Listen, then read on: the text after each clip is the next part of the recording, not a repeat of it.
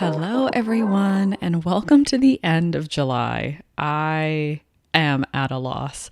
I truly have no idea how it is the end of the month, and we've been working on so many different intentions this year, so maybe that's why time has gone by. But I hope if you feel similar to me, that you can't believe time has flown by, that you're also able to look back at things that maybe gave you joy, or you can look back at things that you've accomplished, and hopefully you're also able to look forward to things that you're excited for, excited to do, and different opportunities coming your way, because the year is going to fly by. If we have already made it this far, it is going to be December before we know it, and it's so important to be able to have things to look forward to. So that's something that I personally am leaning on, because I don't understand the concept of time right now. Anyways, talking about intentions, this is kind of a bonus episode this week because we normally only do 4 episodes a month around our intentions. But since July is a long month and we have a little bit more time to chat, I want to get really practical this week, which I know I say that probably almost every week, but this week specifically talking about habits and how to actually build habits, because it's so easy to talk about habits that we should have, how we should do this, how we should do that, or change things. But the actual step by step of doing it can feel really overwhelming. And, we all have that inspiration to adopt healthier habits and hopefully ditch habits that aren't really serving us. But a lot of times we get stuck in that sort of where do we start? Where do we hit go? How do we even begin? And that's what I really wanted to dive into this week. So we're actually going to explore implementing habits and how we're using 2 different techniques. These are 2 of my favorite techniques that have benefited me over the past couple of years. And I visit over and over because they really are the foundations for building habits. And they're going to help you. This is something that you can actually use and start to implement and start to break down the habits you want to add to your daily life, your weekly or monthly, and use these techniques to put them into place and to achieve these new habits. So the first technique is the habit loop technique. So this is actually popularized by Charles Duhigg. I really hope I'm saying your name correctly, Charles, in his book, The Power of Habit. So obviously, if you've been doing a little bit of research and hopefully maybe you listened to my first week, my intro to habits, and recommended reading this book, you would already know what I'm talking about. But this basically revolves around a simple 3-step process. So again, really digestible, 3 simple steps. The first step is the cue. The second is routine. And the third is my favorite, reward. So you have your cue, your routine, and your reward, and that helps you develop an actual habit. So by understanding and leveraging these components, you can actually transform your behaviors into basically automated habits and automated movements for your body, where you don't even have to think. It just becomes second nature, which is truly what a habit is. But it's almost hard to get from the concept of this is the habit I want to having it second nature and be so easy for you to implement in your life. So basically the cue is the trigger. It's to identify what initiates the habit. So it's the very beginning of your habit. It could be specific time, like the second I wake up and I hit my alarm, or a specific place, or when you're in an emotional state, things like that. But recognizing the cue is crucial for creating the effective habits, because obviously this is step 1. So you start with your cue and then your routine, which would be establish the actual behavior or action that you want to turn into the habit. So whether it's exercising, reading, meditating, or consistency in some sort of form in your life, that is the routine that follows the cue. So for example, your cue is your alarm goes off, and the routine that you want to get into is drinking a cup of water in the morning. So basically your alarm goes off, that's the cue. Your brain knows following that alarm, you sit up on the edge of your bed. You don't try to do this lying down. You sit up on the edge of your bed and you have a glass of water there, or maybe a carafe. Pour yourself a glass of water and drink that full glass. And then the last part of this habit loop and this technique is the reward. So this reward reinforces the habit by associating with a positive reward. So it encourages the brain to obviously want to do this over and over and create that pattern and strengthen that habit loop. So it really becomes second nature. That's basically the whole point of the habit loop. So the reward in this situation would be feeling hydrated, feeling awake, and feeling like you're ready to tackle your day. Sometimes your reward can be a little bit bigger, or maybe sometimes it is when I complete a week of doing this habit loop of alarm clock, drinking water, my reward of feeling healthy, then I'm going to buy myself something. Let's say I will do this for a week. This is my habit loop. If I complete it for a week, I'm going to buy that really beautiful bedside carafe. So every time I do my habit loop, I'm actually enjoying it a little bit more. So if you're like me, I like a tangible reward. So a lot of times I do something along the lines of if I'm able to achieve something, whether that's 21 days straight of something or sticking to a new habit for 2 months, a month, whatever it may be, then I will actually reward myself with something that was on my wish list. And this doesn't have to, obviously the reward doesn't have to be about that routine, but it helps you reinforce that habit loop so that you know that there is also going to be a longer term reward, not just that immediate reward of feeling hydrated and feeling better about the day. But that is actually a really big reward. As someone who I think is severely dehydrated, when I feel hydrated and I feel a little bit more awake and alive and ready to take on the day, that already is a reward because a lot of times it is hard to get your day started in the morning. So again, for the habit loop, the 3 things that you need to focus on are your cue, your routine, and then your reward. So if you're listening to this and you already have been implementing the habit loop, and if you're listening on Spotify, really fun feature is you can actually go in and leave a little comment about what you thought of this episode. So I would love to hear what your current habit is, what your habit loop looks like. So your cue, your routine, and your reward. Or like I've always said, you can leave us a voicemail and that is linked in the show notes. Easy to find. I love to hear any thoughts, anything that you're going through, because again, this is all about us growing together. Okay, the other technique that I'm a really big fan of is habit stacking. This is a bit more of like a intermediate habit hack or habit routine. So I think starting with the habit loop is the number one thing when you are trying to implement a new habit. You're trying to figure out a way to get past that hurdle of, I don't want to do this. How do I make this second nature? And once you've built up these habit loops and you have a few that have become second nature and are so easy for you to just rely on every single day, then you can start to habit stack, because this is basically like building blocks, playing with Lego. You're stacking your habits on each other, and that's part of the cue and the habit that continues after one habit onto the next, and so on and so forth. So habit stacking was introduced by BJ Fogg, and it's an effective way to link new habits, like I said, into new ones, leveraging the power of inertia to build stronger ones. Doesn't that sound great? I thought so too when I had this written out. I was like, yeah, building inertia, let's get that.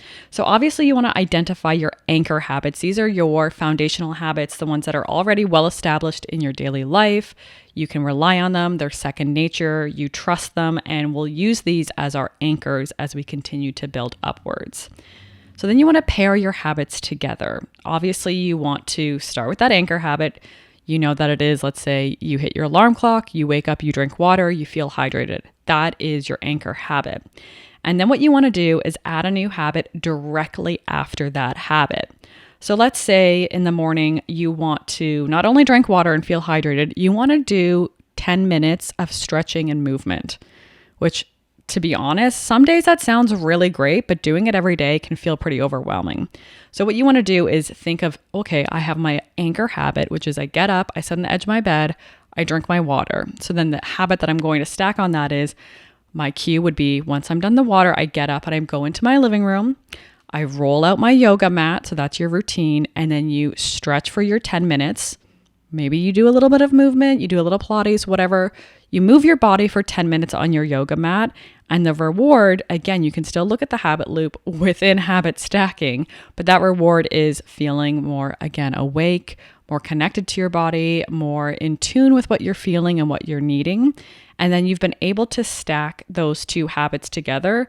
So now you have this morning habits and morning rituals that are bigger than they were before because you've stacked them together and they now feel connected, almost like Lego blocks. Again, I'm a very visual person, so I have to see everything visually as I'm talking about it. But for me, this would be like I would start with a red Lego block as my anchor, and then I would add a blue Lego block on top. And as you continue to grow and grow, you can obviously add more different Legos, ideally different colors, and make it feel beautiful and inspiring. But that's how you really want to use that anchor so that you can build up on top of that. So over time, the goal is to stack multiple habits together. But let's take it slow. Let's begin with one thing at a time. And again, the habit stacking feels a little bit of like an intermediate skill set.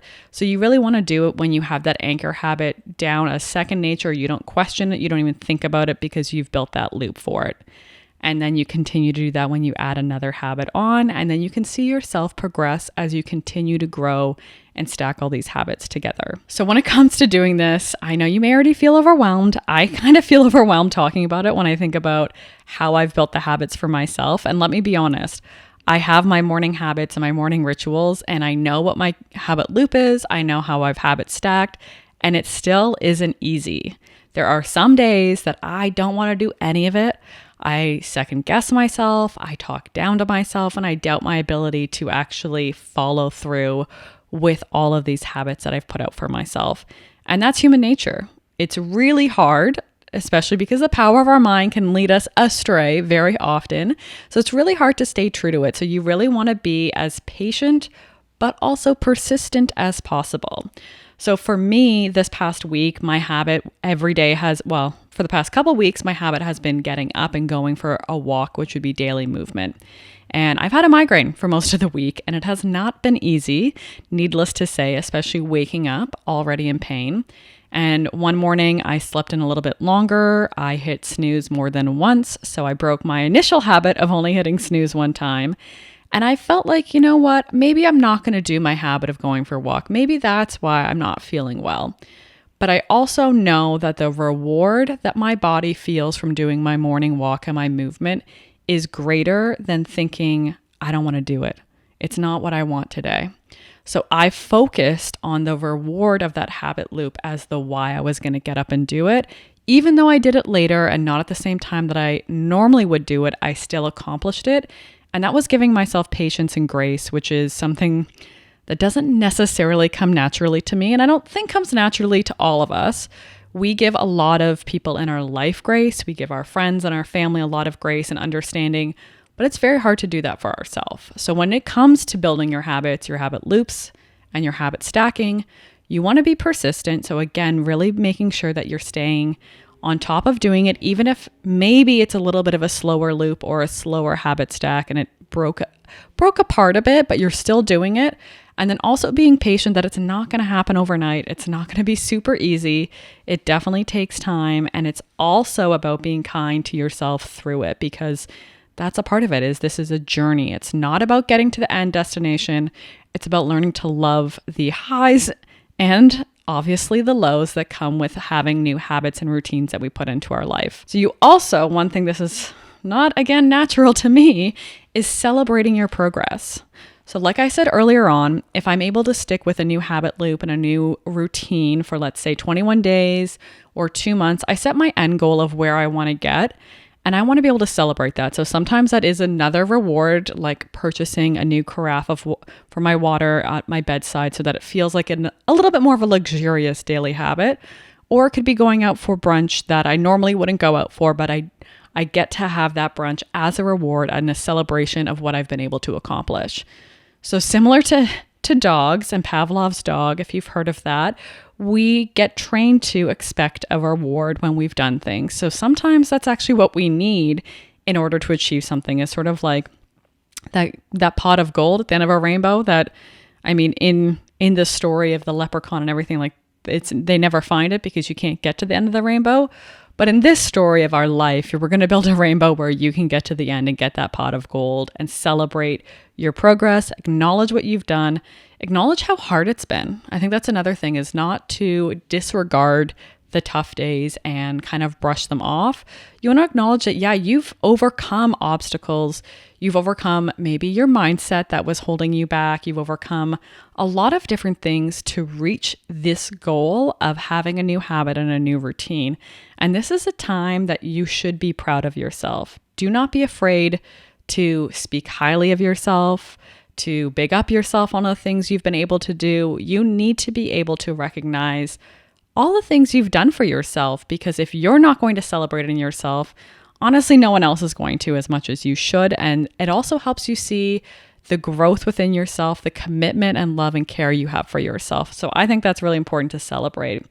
And then obviously surrounding yourself with people who support you. So maybe planning a celebration with someone you love, maybe having habits and routines that you get to share with someone and you have that accountability partner and you do it together and you get to have that support in your close system, whether it's your family, your friends, even a neighbor, whatever it may be. Having people to lean on and encourage you along the journey is just as important. So over this past month, we've gone over so many different things with habits that benefit your mind, your body, and your soul. But most importantly, this week was how to actually have it. I really, really encourage all of you to just choose one thing in your life, one single thing each day that you want to do and implement as a new habit, and start with the habit loop and then revisit this as you go through enjoying your new habits, finding that confidence in yourself, and then continue to habit stack until you feel more connected and empowered in your daily life and who you're becoming. Because at the end of the day, you have all the control of being who you want to be, showing up how you want to show up, and feeling your best self. So I hope you have an amazing day, and remember to love yourself first.